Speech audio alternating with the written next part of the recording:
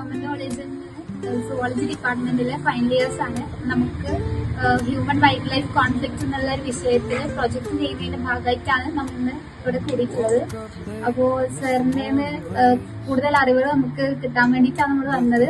പക്ഷെ നമ്മൾ പ്രതീക്ഷിച്ചതിൽ കൂടുതൽ അറിവുകൾ നമുക്ക് കിട്ടി. ഇത്രയും തിരക്കുള്ള ഒരു ദിവസമായിട്ട് പോലും നമ്മളെ സംശയം സാറിന് അറിയുന്ന എല്ലാ കാര്യവും നമുക്ക് പറഞ്ഞു തന്നു. ഇന്നലെ ഫർസാന മാം ആയാലും കുറെ ഏകദേശം 2 മണിക്കൂറോളം നമുക്ക് ക്ലാസ് എടുത്തു തന്നു ഈ ഒരു വിഷയത്തില്.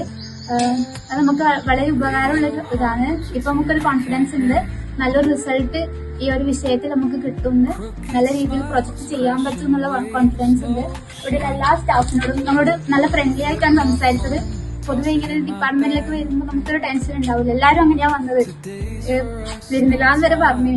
പക്ഷെ എത്തിയതിനു ശേഷം നമുക്ക് ഭയങ്കര ഇൻട്രസ്റ്റ് ആയി. തുടർന്നും നിങ്ങളുടെ സഹായം നമ്മൾ പ്രതീക്ഷിക്കുന്നു. ഇപ്പോൾ അക്കേഷ്യ കാടുകളെല്ലാം മറ്റ് സസ്യങ്ങളെ നശിപ്പിക്കുന്നത് കൊണ്ട് അതിനെ വെട്ടിയിട്ട് ഇപ്പോൾ തനത് സസ്യങ്ങൾ വെക്കുന്നത് കൊണ്ട് ബാക്കി സസ്യങ്ങൾക്കും വളരാനുള്ള ഒരു അന്തരീക്ഷം ഒരുക്കുകയാണ് ഇവർ ചെയ്തത്. അതൊരു നല്ല കാര്യം.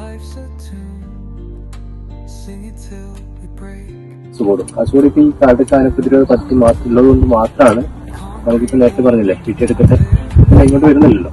അപ്പൊ അത് ഈ വേലിയുള്ളതുകൊണ്ട് മാത്രമാണ്. അപ്പം